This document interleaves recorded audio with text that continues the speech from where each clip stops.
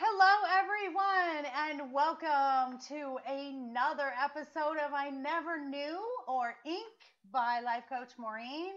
So happy to have you all here. And I love all of my guests, but my next guest and I have been on several panels on her version with Sabrina Victoria from Human 365, and we don't get to talk one on one. So we decided it's time to have a girlfriend's chat on the podcast today. Our stories are very similar, and I'm going to tell you all about her. So her name is Sharmon Johnson. Sharmon grew up in a strict religious household. She got married at 18 to escape her father. She ended up marrying someone who was verbally and emotionally abusive. She had 3 sons. She found the courage to leave the relationship only to fall right back into a relationship with a narcissist. Got married, had 2 more children, and found the courage to leave that relationship with no money and no career. She built the life she has now one step at a time.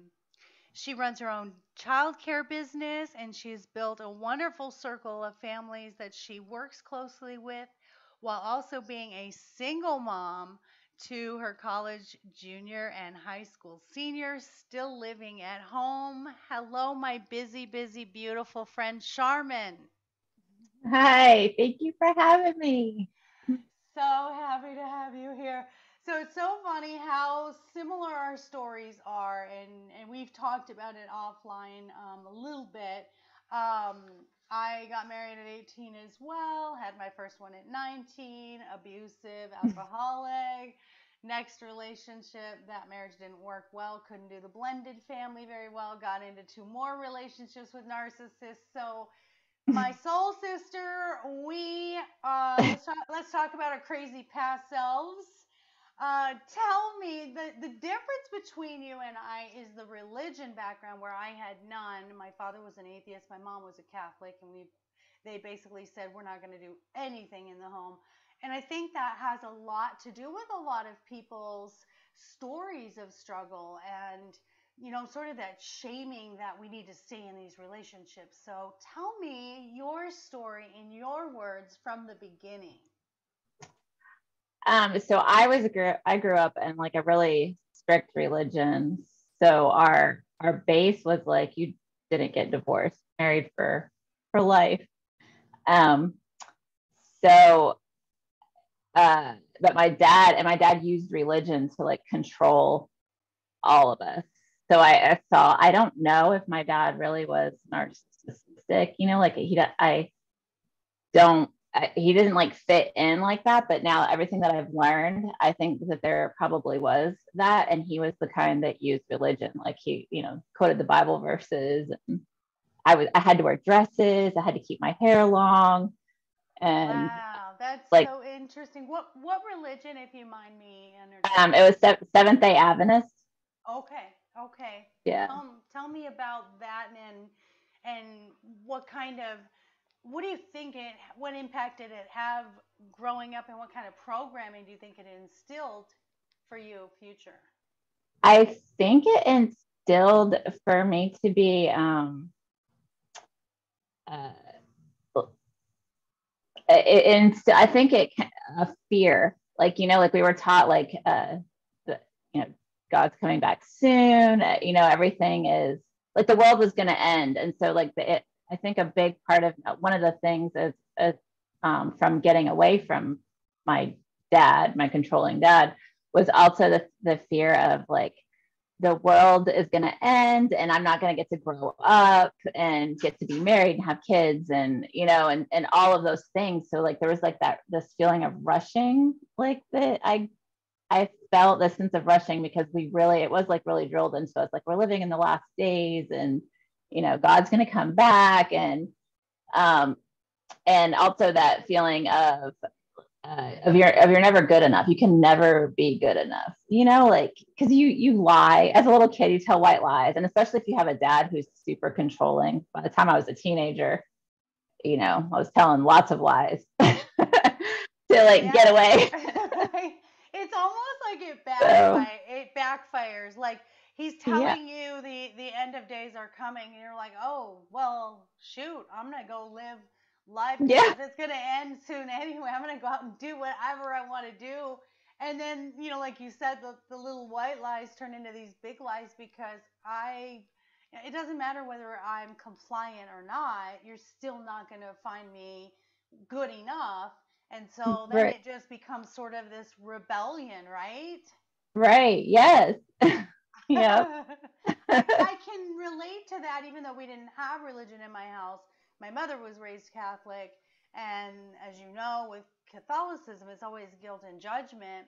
And so I felt the same way growing up. I felt I was never good. I could never be good enough. She even told me one time, my mom said, I wanted perfect kids. And it's Right. impossible. You can't have Yeah. perfect kids.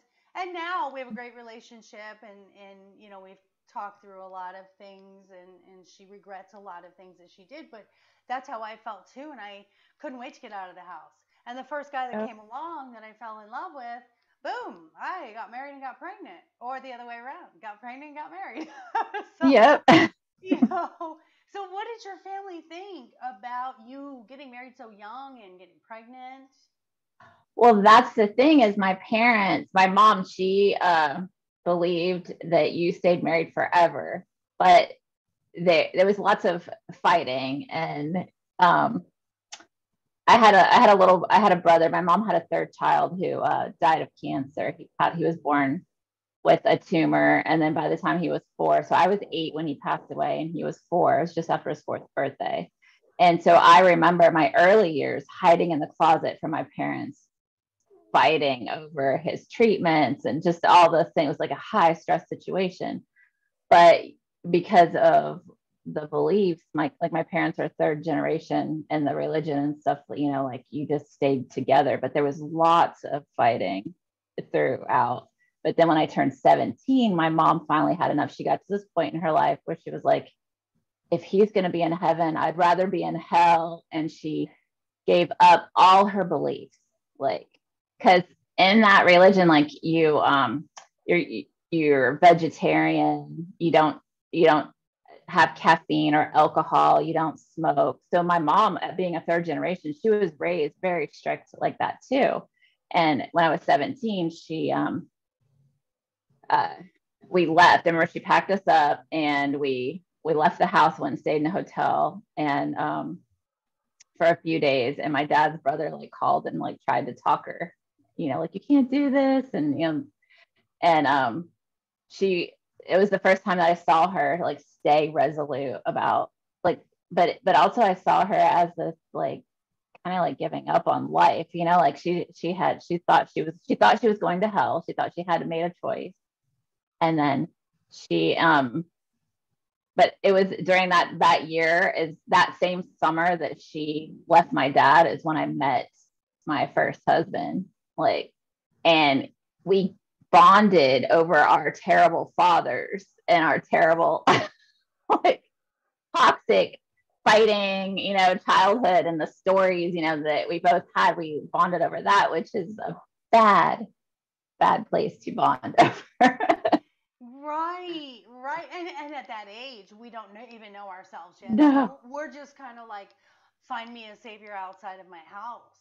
And oh my Yes. gosh, there's so much to unpack about what you just said.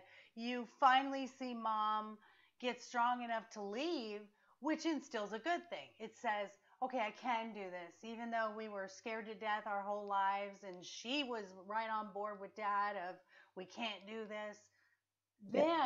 Then you saw her sort of lose herself to, my life is over, I'm going to hell. So the beliefs were still there, she just was more adamant about getting away from there. Now, did they end up getting divorced or get back They together? did.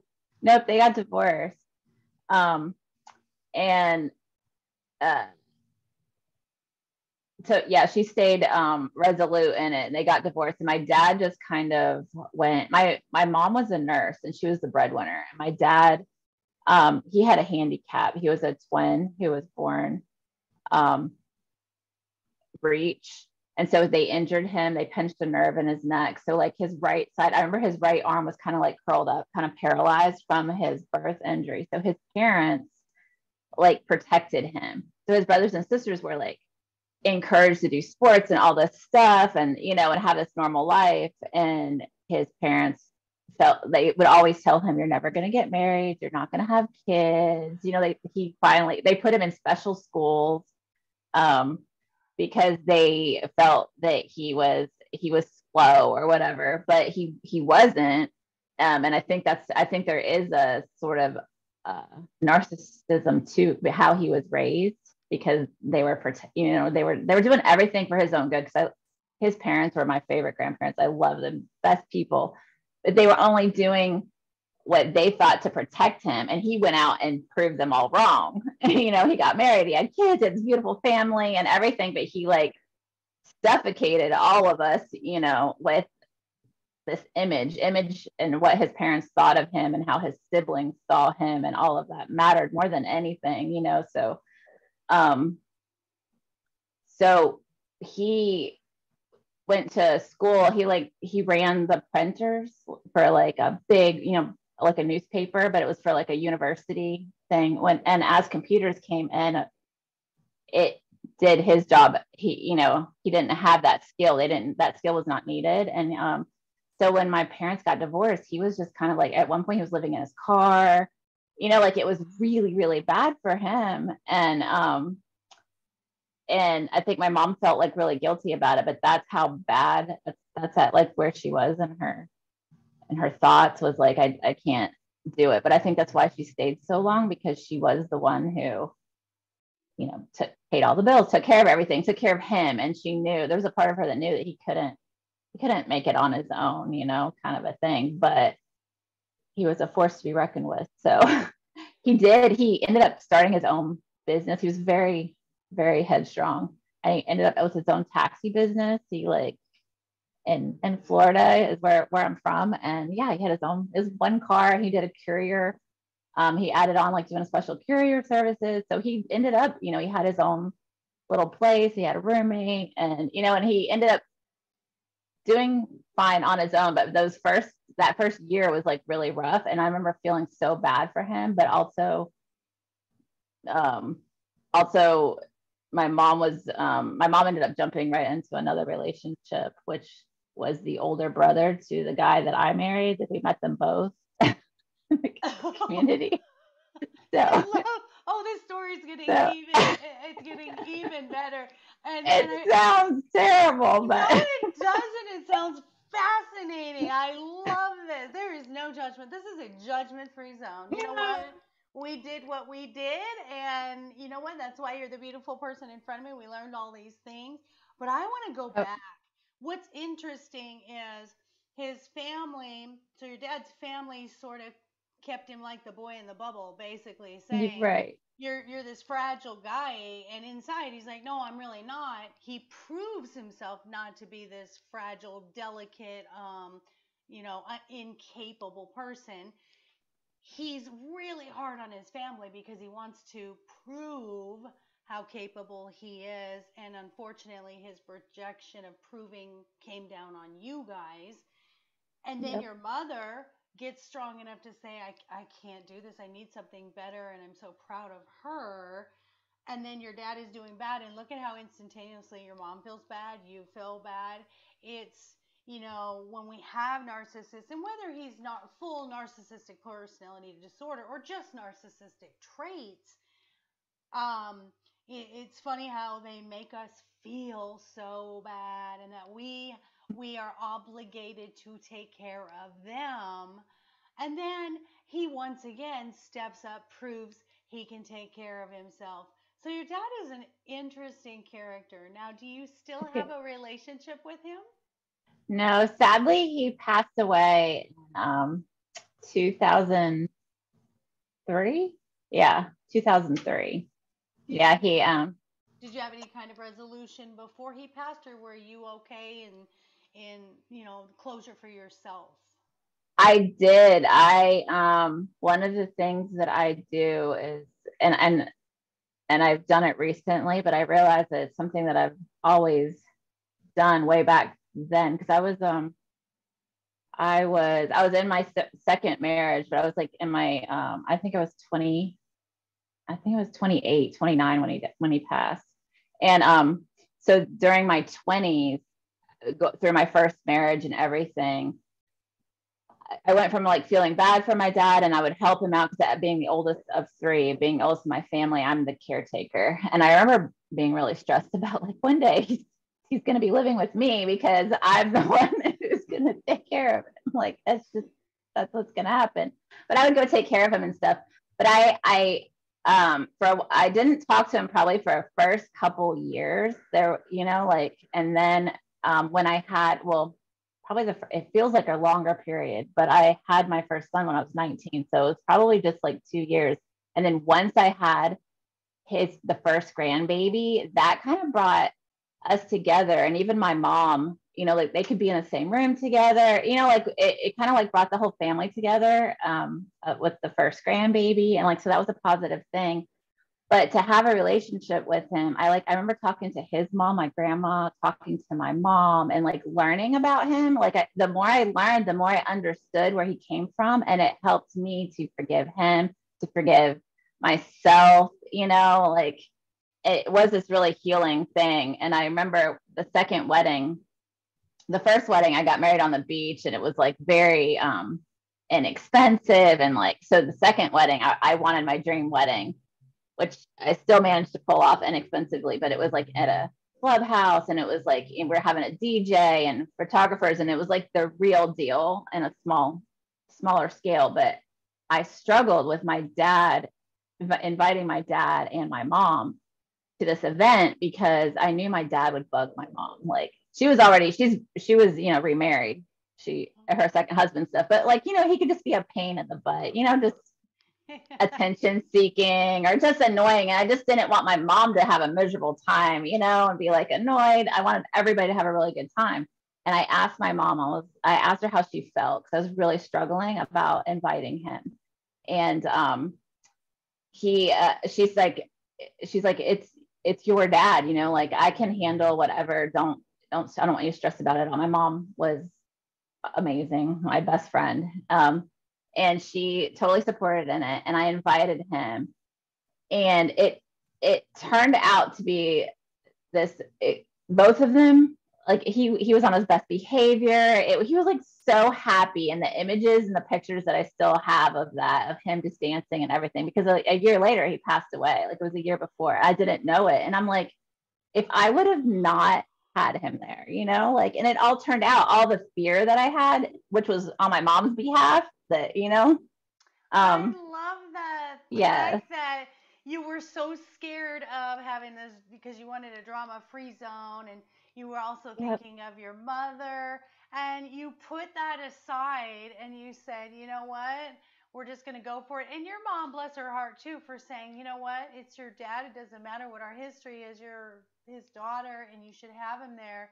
And then that hindsight is always 2020. It's like you look at those moments in your life and go, I'm so happy it happened. I didn't know it was supposed to happen that way, but it happened that way. So I'm so happy for you that you got those moments, because you see how fleeting life is. The fact that he passed a year later. So let's talk about your marriage and your relationships, and what do you think that the pattern was, and what you've done to get past that. So tell us about your first marriage. So I met him right at the summer as my mom and dad were getting divorced, and we kind of like bonded over, our difficult childhoods and our particularly difficult dads. And he was just just out of high school. I still had one more year, and he had just graduated. He had done one of those high schools, and he was from Massachusetts, and we met in Florida. He had learned to be a chef, like where they learn a skill while they're going to high school. And so as soon as he graduated, moved down to Florida, got a job at a restaurant at the Marriott, and had his own apartment with his best friend. And we met in the same community. at the pool. And so, like, in my mind, he has his life together, like I'm Yeah. still in high school. Yeah, that He has looks his own good. apartment. Oh my Yeah. God. On And like, paper. so it sets off on paper, it looked great, and in my mind, like, I just want to get out. Like, I'm viewing my mom's going through, all this. There's just all this drama, and I don't know. It always felt like the house was a mess, and she didn't, she was in her own. Now looking back, she was in her own like mess, like, so much. And but in my mind, it was like you're just dreaming how what my house, everything's going to be so clean and neat. And like, and you're just dreaming of your world. You cannot wait to start your world. And he was, he had graduated, he had a job, he felt like he had a career, a job, a place. Like, so he was looking, so he was so romantic. Like, on our 6-month anniversary, he like came over and knocked on my bedroom window, and he had a ring with like 6 hearts on it, like, so, like, as a teenager, you're like, you watch all those rom-coms, and it was like he just played right into it. Oh, 100%, 100%. You're like, you're every Tiffany song I ever listened to, buddy. Thank Yeah. you. That worked. You got, Yeah. you won, you won me, you won me. So Yep. you get married. Oh my gosh. Like immediately out of high school. Uh, yep. So at 8, I turned 18, and during this year, it's 1 year from the time we met till I moved in with him. And uh, we got engaged February 14th. We met like in the summer, and that February 14th was what 9 months later or whatever is when he asked me to marry him at the beach, and and he was like, yeah, very romantic. And then I turned 18, and during this time he had been through like 2 or 3 jobs, so he always found something wrong at every job, and he decided that Florida wasn't for him, and he was going to move back to Massachusetts. So I just turned 18 and graduated, and I'm excited because I've always wanted to live up north. Like in Florida, you don't have seasons and everything. It's the same all the time. So watching the movies of these cute little towns, like one where I live now, with all the seasons, it totally fed into all the romantic, like All the dreams. So lifetime I was all for it. Yeah. the lifetime movies. I know. We don't have Yeah. seasons here in Arizona either. We have just freaking god awful hot and then like not as hot, you know? It's like so Yep. you fall into the lifetime movie and you think we're gonna live Yep. happily ever after. And I love that you said that about the jobs. My narcissist first husband, I don't know that he was narcissist though. I think he had other things going on. But definitely was abusive. But he had I remember that doing our taxes and he had like 7 jobs one year. 7. Yep. Like, Yep. so when you say that, it's always somebody's fault. There's always something somebody didn't get the paycheck right, or couldn't work with this person. There's always someone else's fault. So that Yep. falls right into those And narcissists. he changed his careers over the whole, he still changes his careers. Oh wow, wow! Something's gonna settle in. I think at some point we hope, but no, maybe that's just his personality. He's never Never satisfied. happy. Yeah. And just never happy. He's the victim in his own world. And that was then. But I didn't realize it, like you don't see it for what it is from now, the hindsight. You're like, oh, those are all like red flags. Those are all like, You're in not my supposed. mind, I was, you know, Yeah, and you're not supposed to because that's we have to go through that. I just it's so hard when you're in it and you're like, why am I going through this? Why can't I just have a happily ever after? And then you're 20, 30 years down the road and you're going, oh, I get it now. That's why that yeah. had to happen. So fast So, forward, so his abuse was mental and emotional.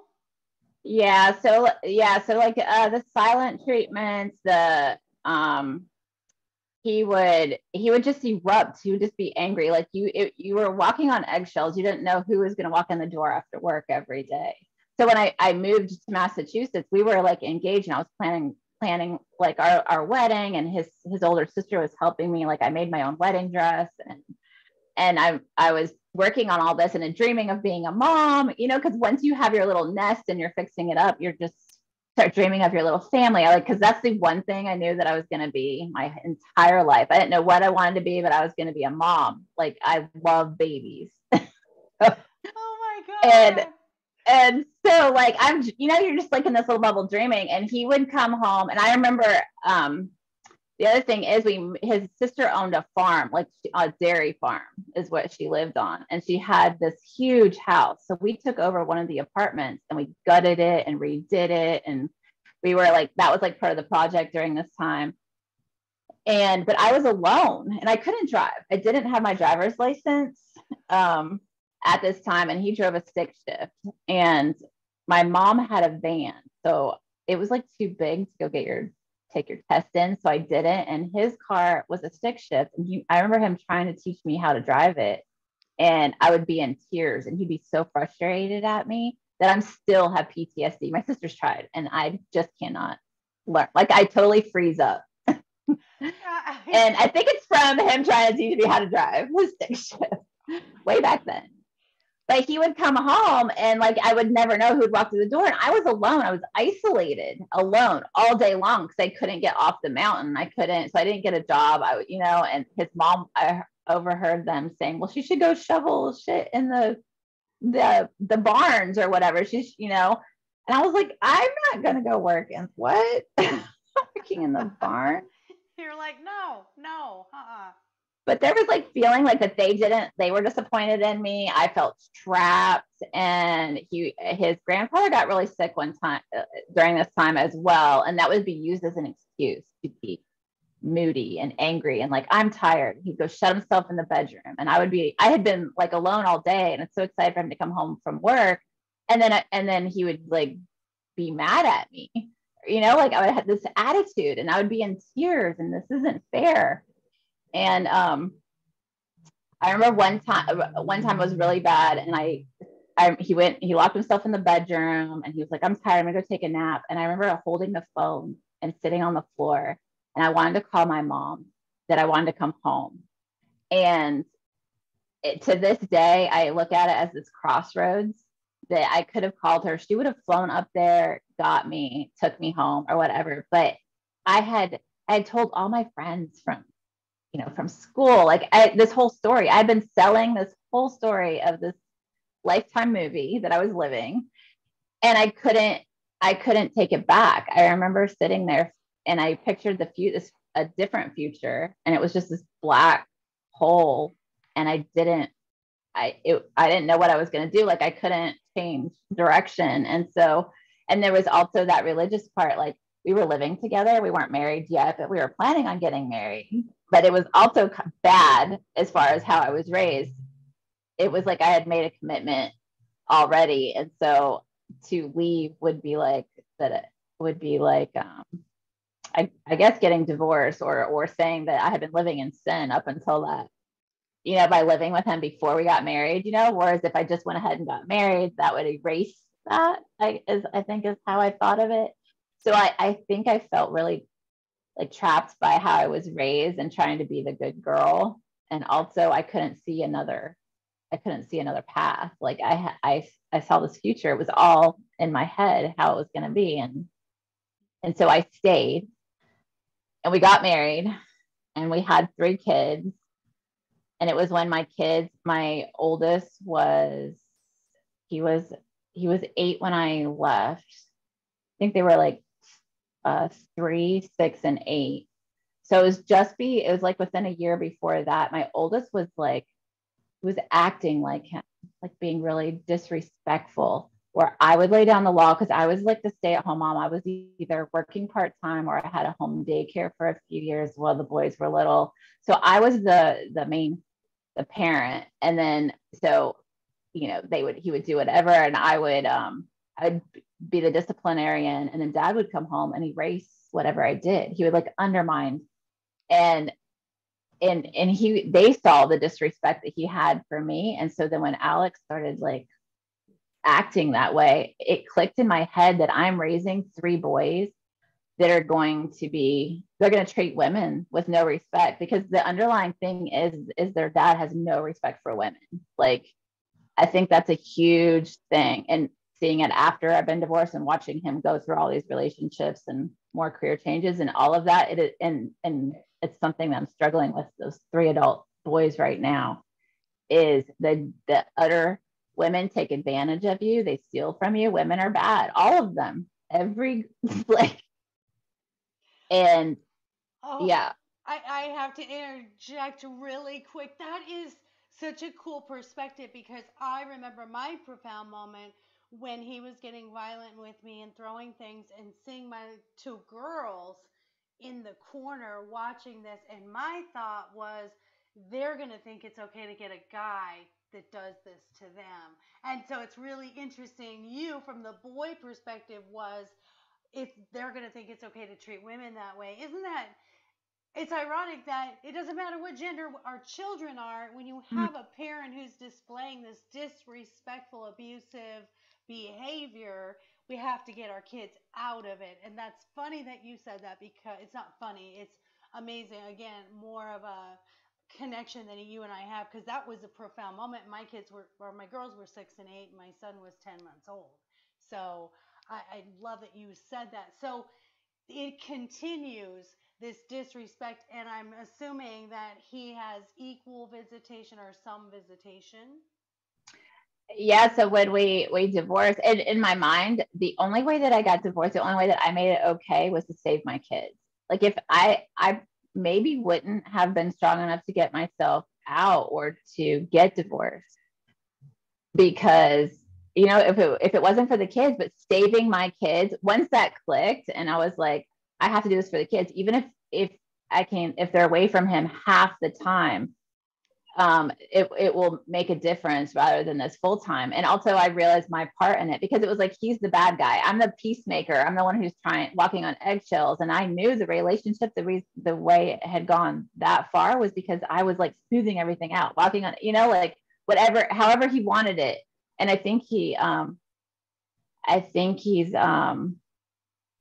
bipolar, but where everything has to be super clean and a certain way, like OCD. OCD. I think he has OCD, and it's like really worsened with age, but it was like the beginning stages. So like literally in his mind, things had to be done a certain way, or it was very upsetting.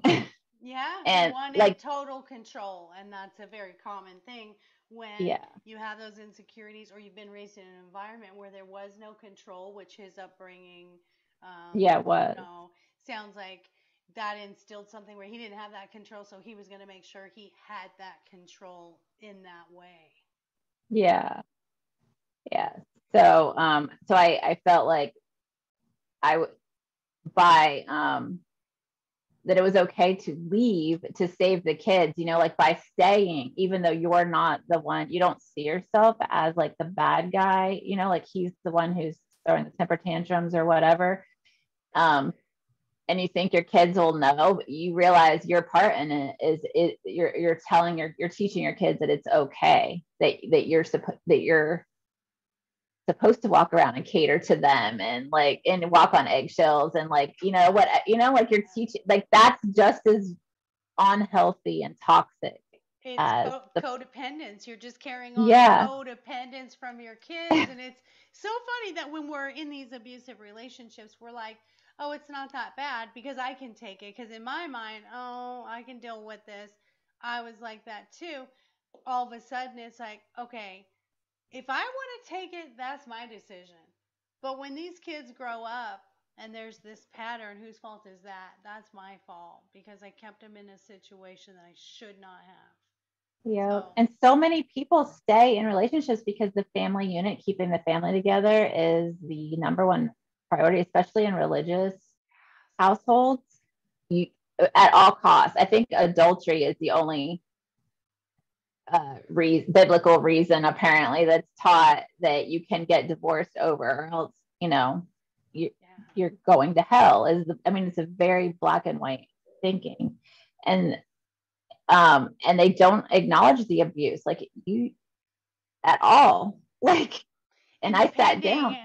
depending on how strict of a religion it is, it's like almost expected that you're going to be submissive and you're going to be treated like a second class citizen because it's religion is based on, historically going back to control, and Yep. it started so far back. That's how the government controlled the people, and then the churches started and continued this. So in religion there's still sort of an antiquated thought process. Now, that's not all religions. I got a disclaimer out here, guys, and I think there's nothing wrong with any religion that works for you if it's positive and it helps you and it doesn't instill control over other people or limiting beliefs. So let me just throw that little disclosure out there. I'm So, not, yeah, we're not bashing religion. It's no, just how it works, right. how they make it work for them. Because Yes. I was the one, he was not raised super religious. He was raised Catholic. And so they would go to church on Sunday and they would go home and their dad would beat their mom, like, so so he was by the time he was an adult, he was like very anti anything to do with Christianity or religion or God or any of it, because he just saw it as his dad pretending, one day a week and the rest of the day, so he was very dark about it. But I wasn't I wasn't as dark, I guess. And so by the time I became a mom, I did leave the church when I was a teenager or whatever, like I went through all of that. And then when I became a mom, I was like, I just want to go back. I just want the good part of it. The basic, like, take them to Sunday school, or, like the good stuff that you get out of it. So I went back and I started taking the boys, and he didn't want anything to do with it. And then he got really curious. I think it was like the control thing. It's like, what are you up to? So he came. And the funny part is that he didn't have any interest in it. And at one point we separated. When I was pregnant with the second one, he pressured me. He wanted me to get an abortion. And he's very money oriented. Like, he was like, we can't afford another one. And he wanted me to get an abortion. And I absolutely refused. So for a while I moved in with my mom and we separated. And one of the stipulations when we went back was like, he's like, you can take the boys to church or whatever, but I don't want to hear anything about it. And I ended up getting back with him. And then, so it was funny that, with, I don't know how many months it was that he got really curious about what I was up to and started going to church. And then he got baptized. We did Bible studies with the pastor, and we did double baptism, and he became a head deacon in that church. So when I left him, I left the whole church. I left my childhood church. I had to walk away. They all disowned me. Like, they all took his side. They for That's the crazy part. That still, since then, some of them have came back. Like, it's been very validating. He dated lots of women in the church. They all saw the other side of him. So the truth eventually came back out, and a few people have reached out and, like, apologized. But That's it all comes out in the wash, but that yeah, time that cycle is going is so hard because you just want to scream it from the rooftop and be like, you guys have no idea what this person is. And mm-mm. that's the problem, is when you get ixnayed from something that's supposed to be about love, then it's not.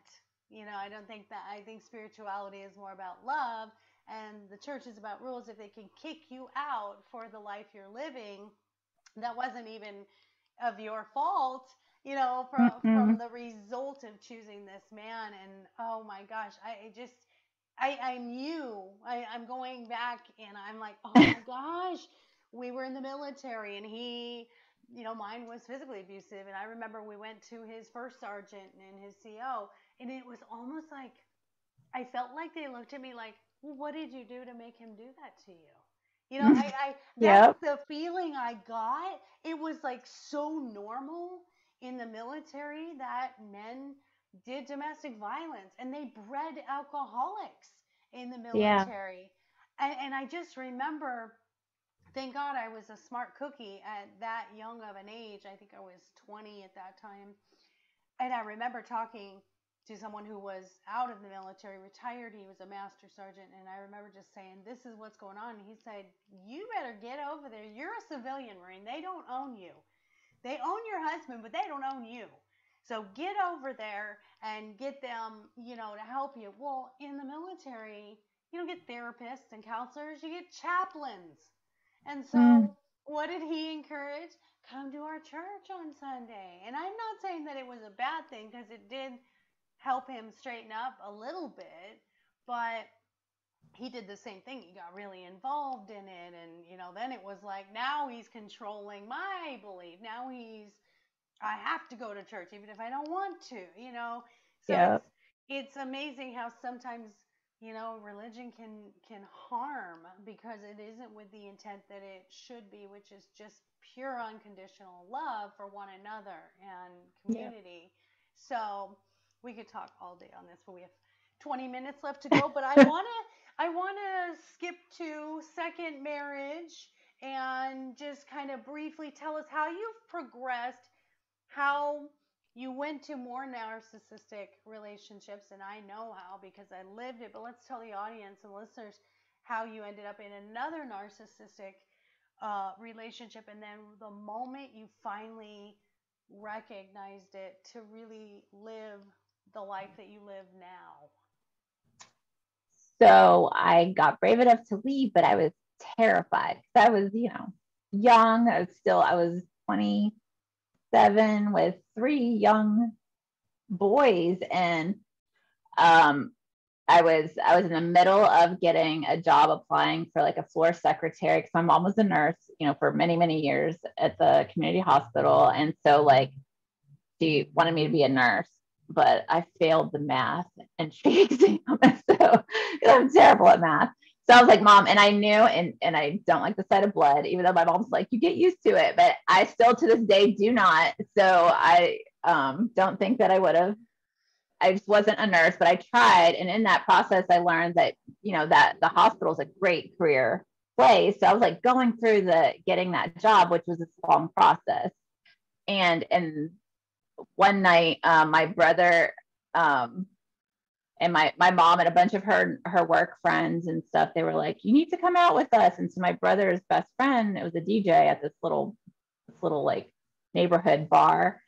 And so I went, and that was where I met the husband number 2, who to this day, because I'm more of like introverted. Like I'm great one-on-one, but like in a crowd of people, I'm like the quiet one who's listening. And I remember sitting at the table with my mom and her friends and stuff, and I was waiting for my brother to get there because we did ballroom dancing lessons, and then his best friend would put on whatever we wanted, and so then we would dance. And so I was waiting for my brother to get there, and I was avoiding eye contact with anybody else because nobody there looked interesting at all. And I remember the narcissist came over, and I remember him asking me if I wanted to play pool, and I was like, I don't know how to play pool. No, I'm not interested or whatever. And I can't remember his specific words, but I remember how I felt like that I had to prove myself. It was this instant like, oh, I'll show him. And we ended up playing pool, and then we went and played darts. And I remember him asking like, oh, does your family miss you? And I was having so much fun, that I was like, no, and that whole night. And then we exchanged phone numbers, and he went home and told his mom, he's like, I found the girl that I'm going to marry. And it was like one of those, like, it felt like, I remember when we walked out to the cars, he walked me to my car, and I remember him walking in his car, and he drove this like expensive car, which later on I realized he couldn't afford, but at the time you don't know that. And I remember thinking like he was like throwing money around. So I'm terrified. I have no idea. Like, I'm in the midst of like, I have to figure out how I'm going to support these 3 kids. I'm going through this ugly divorce, like all the stuff's going on, and I'm terrified. I don't even know if I can do it. Like I've made it this far, but I know what I need to do, but I don't know if I can do it. And he just seems like the one with all the answers. So like, it was just like, you know, hey, I'll help you get this apartment. I'll help you get a car, trade your car and get a, you know, I got a more affordable car. Like, and he was like there helping me to solve these like problems, you know. So he was like the knight on a shining horse. And I just let him, like, it was so easy to fall into that. And I don't think that I loved him. I loved his family. Like, I remember meeting his family and being like, I wish they were my family, kind of a thing. I met his girls. He had 2 little girls, and like, we met September. He brought me up to Pennsylvania to meet his daughters, and his mom and everything lived up here. His dad and stepmom lived in Florida. And I remember I met his daughters and I was like, I want one of those, because my dream was to have a little girl. And I was like, I want one of those. So it was like all those things, you know, like that I wanted. I could just see this whole other, and he wanted more kids, and like, and he just, like, those beginning, that first year was just all about, like, we had the same dream, you know, like I could be a stay-at-home mom. And it was like he handed my heart desire on a silver platter and was like, I got it all right here. And it was too easy. He studied. Yeah.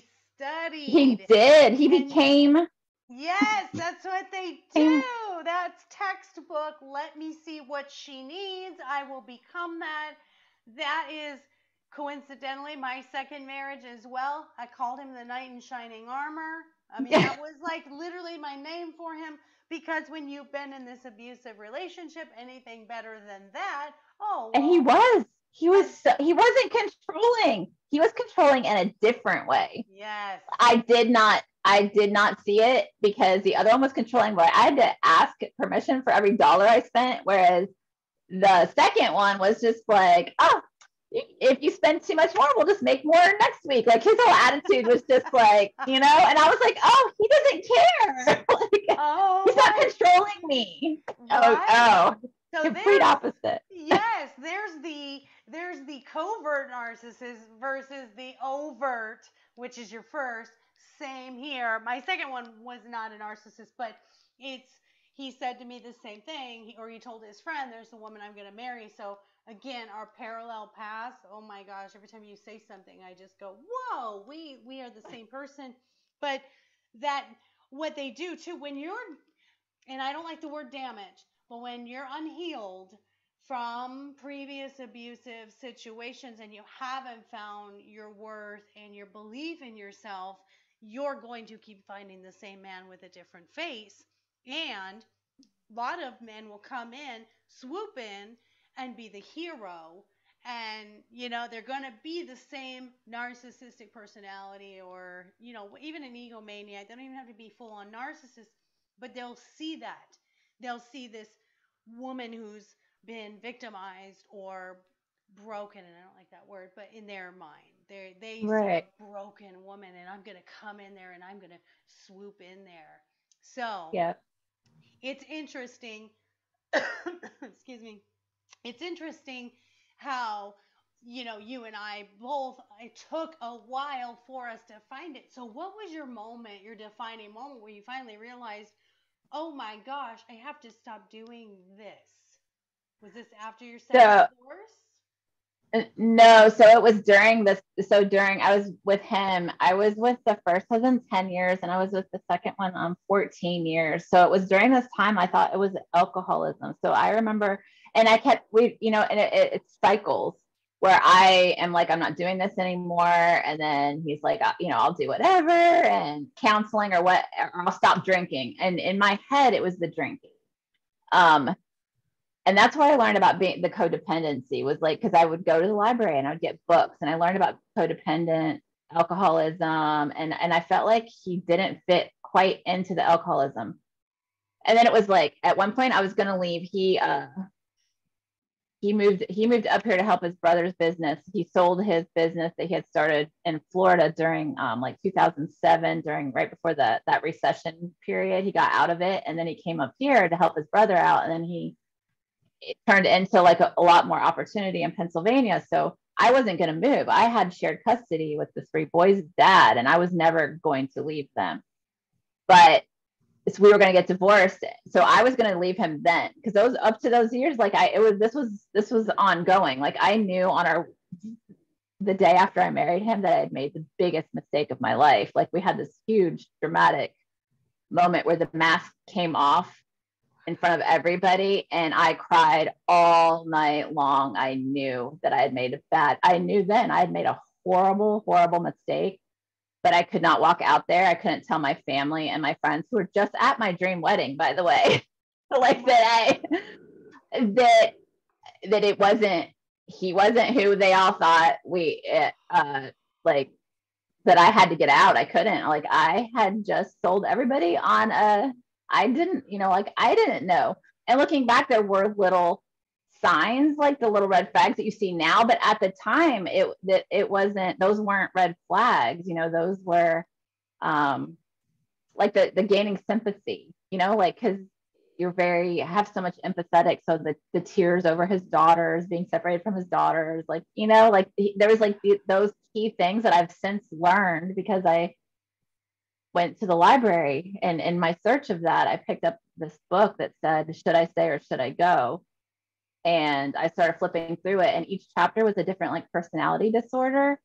And there was because there are certain situations or relationships that cannot be fixed.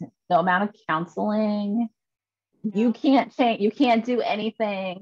Like that's how it's going to be forever. So just accepting it and saving yourself and getting out. And I think in my head, I was looking for permission by this time, permission from the universe, I don't know, that I can do this again. And the second time it was hard, because I felt like I really failed, like here I was going to go through a divorce again, and it was my choice in both situations. I'm the one leaving. I'm the one, they're doing all the things to try to change your mind, like that you're the bad guy. And when they can't change your mind, then you're the bad guy. And then the story's slandering starts. And so I had done that the first time, and I knew I was going to have to do that the second time. And I knew he would do it the second time, because I read that book on the chapter, and I started reading it, and I think I turned icy cold. I remember standing in the library, and I just turned icy cold, and our whole relationship from the moment I met all the way through fit classically into the narcissism thing. I had no idea what a narcissist was. I thought it was like, those egos, the guys who, like talk big. And I didn't really see him like that, like I could see how he could not be confident. He could turn it on and, and be charming and everything.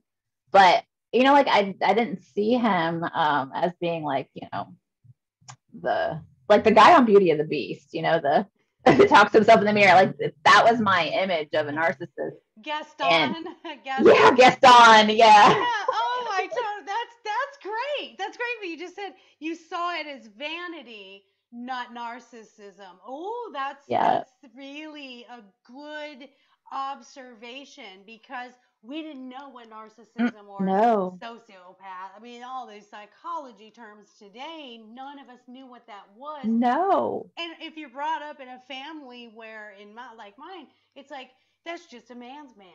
That's just how a man acts. And my father was the head of the household, and my mother was submissive. And not that my mom didn't stand up at times. There was a lot of arguing. But it's funny, my watching that was like, well, that's what you're supposed to do. You're just supposed to take it. You're just supposed to like do what they want you to do.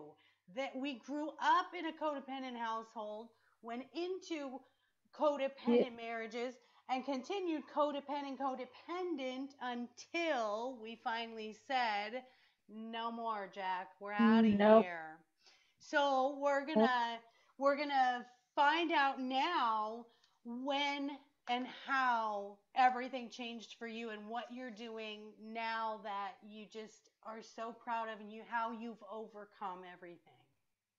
Well, I think learning your part in it, because you're also like raised in like it takes too. And in my head, I was like, well, I know it's not me, like I'm like bending backwards to keep everything the peace or whatever.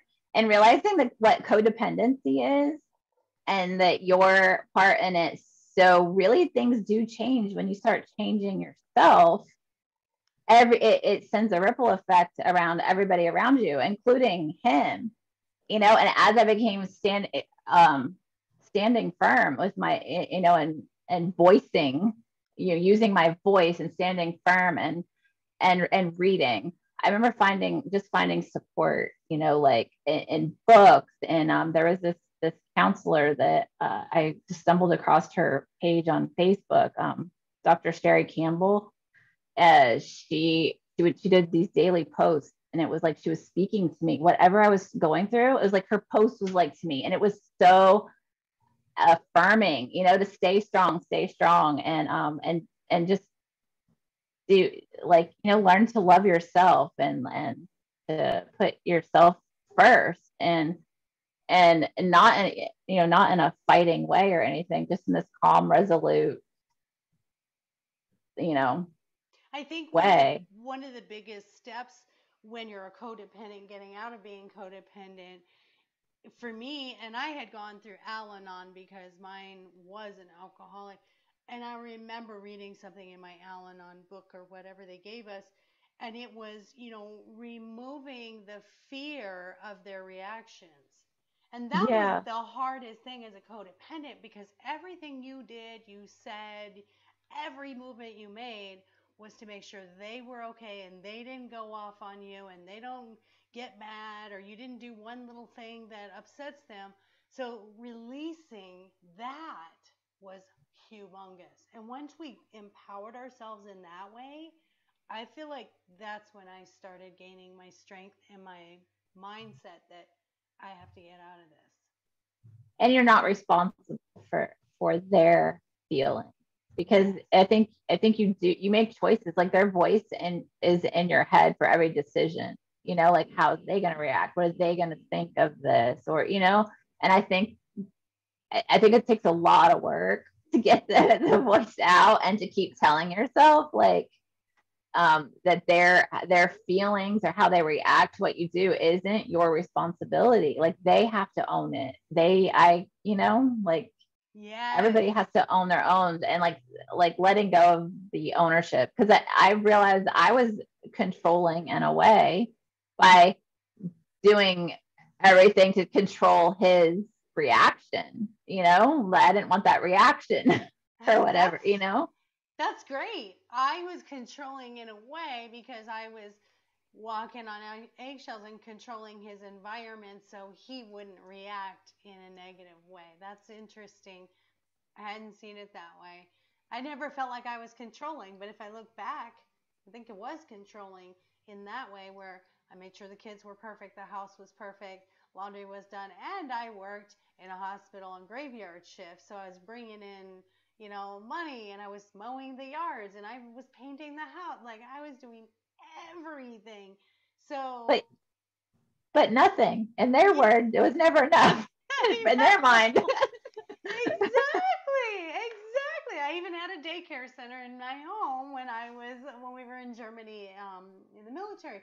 So, which brings me to, so I mean, you've had these, obviously these ultimate low points between your father and then carrying through to these narcissistic men.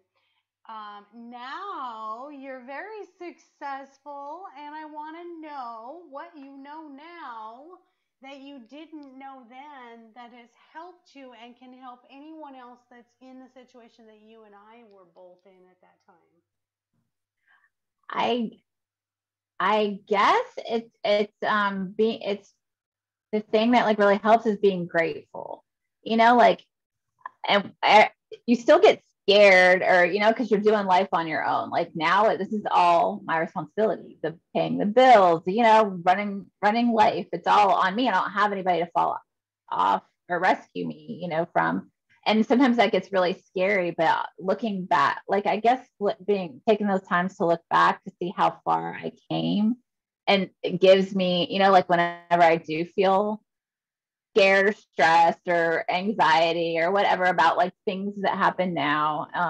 It's just realizing how far I came and that I got myself like out of that situation, and just always looking for the positives, just and having the more a gratefulness or a positive that things are going to work out and taking a step forward, like Yeah. just like that. It's a mindset, I guess, because people tell me all the time, like, how are you so happy? Or, like, how do you've been through so much. I lost my mom, and 5 years after my dad, who was my best friend, which was like the most biggest thing that I experienced. But I think that also made me stronger. Like, that was like, I think a big fear was losing my mom, in life, like when I was little, because my brother passed away. So at a young age, I realized your loved ones leave you, like, and some of my friends haven't even lost grandparents or, like well into their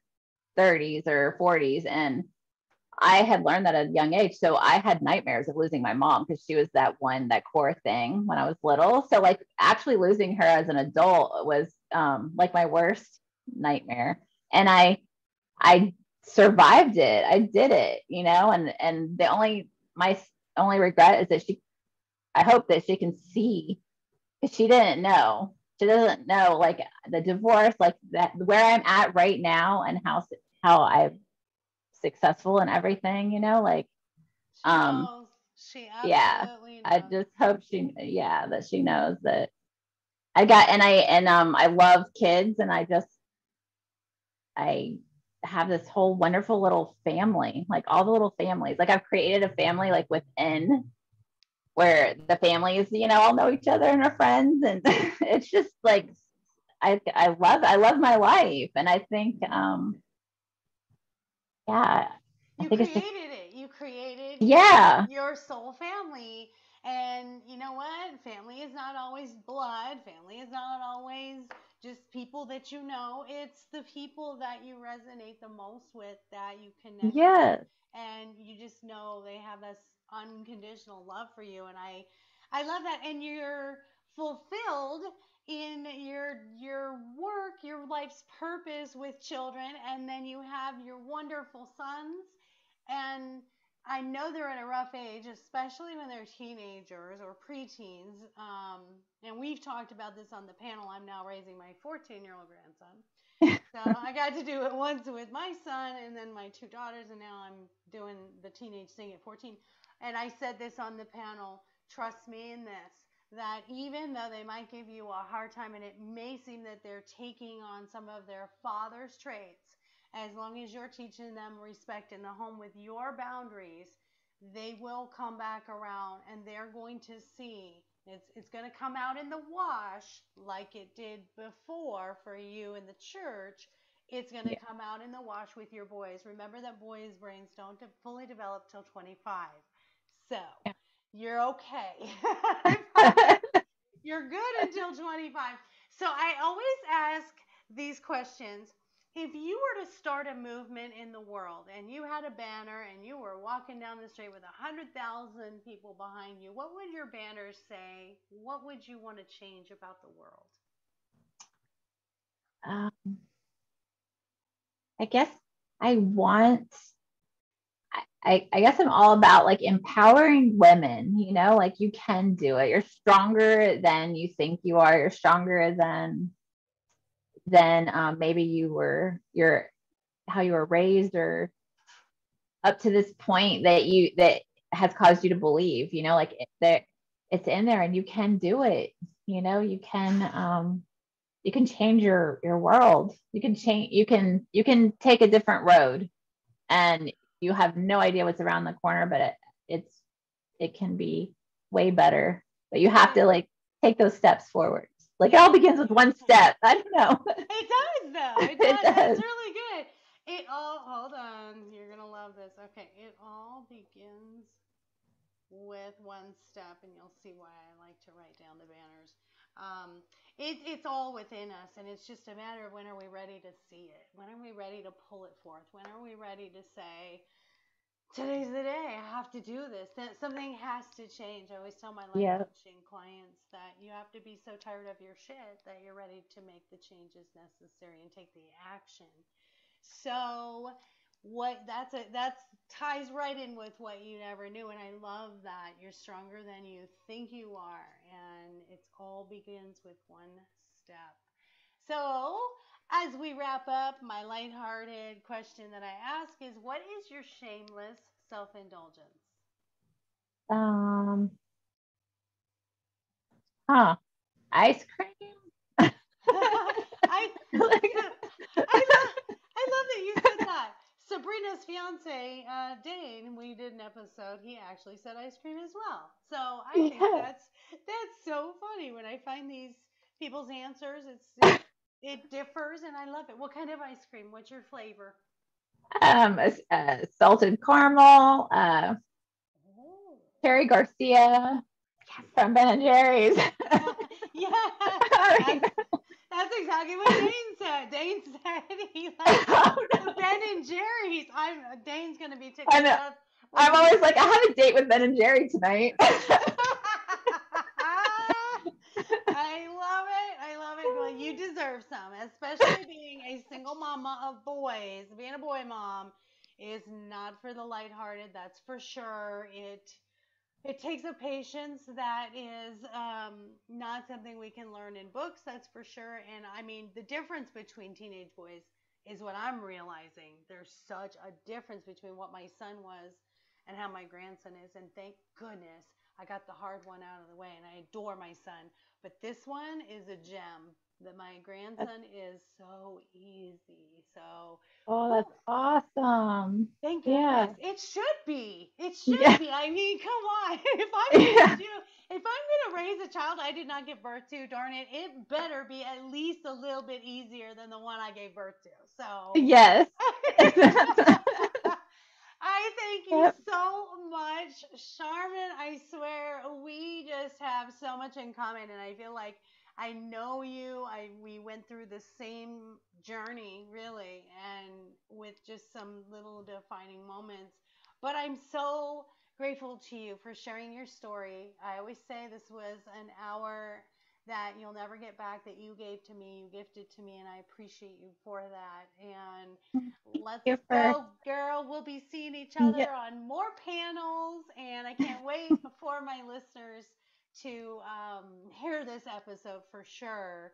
So I thank you for being on. Do you have anything you want to share with the listeners? Anywhere, anything that you have going on? I know you said you want to write a book.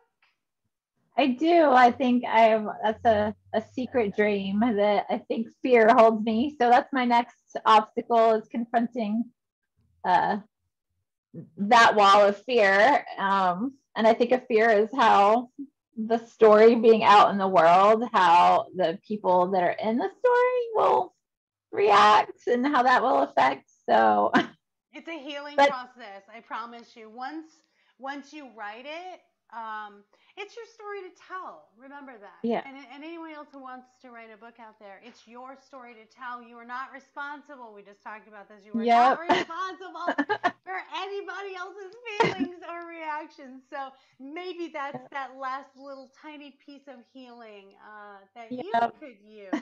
And I think it'd be a great book, and I will definitely promote it. So there's that. Well, thank you. Absolutely. You're such a captivating storyteller today, and I'm just so glad that we got to get to know you today. So, ladies and gentlemen, my listeners, that is Sharmon Johnson. And I'm going to wrap it up. If you have any comments for Sharmon or for me, please contact me at www.lifecoachmaureen.com. And if you want to be a guest, reach out to me for anything. I don't care what it is. Be nice though. 5-star reviews are always welcome. So we can increase the visibility of this podcast and build this community so we can continue to share our stories to help one another. So everyone have a fabulous weekend where we're on a Friday here. So thank you, Charmin. I appreciate you. Oh, thank you.